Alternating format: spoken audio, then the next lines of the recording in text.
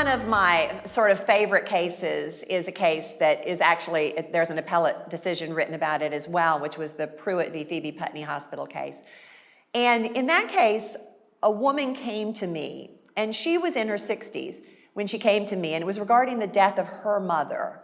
So her mother was in her late 70s at the time, and truly was at the end of her life. I think everyone would agree to that. And while she was in the hospital, she was in the hospital with COPD and had several attacks and several things that happened. And the doctor who came in ended up giving her an extremely large dose of morphine and eventually killed her. Many people, when the client came to me, she said she'd been turned down by lawyer after lawyer after lawyer who said that her mother was just so elderly that it really didn't matter whether they had done this. And that really, it seemed wrong to me. So I decided to take that case on.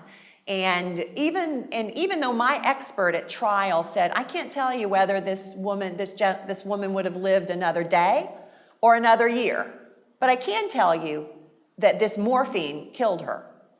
And the jury it resonated with the jury. It resonated that regardless of how much time you have left on this earth, your life is precious.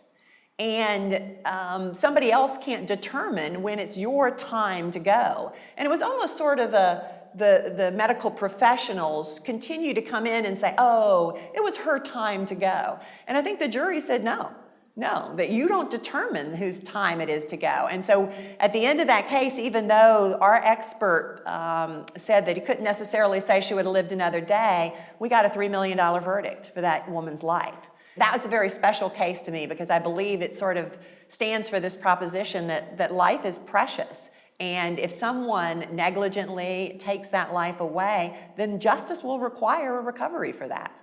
And that's sort of my mantra as I go through my practice, is to try and get justice for people who have been mistreated, malpracticed, and negligence, even if, whether the person whose life is taken is 2 years old, or 30 years old, or 80 years old.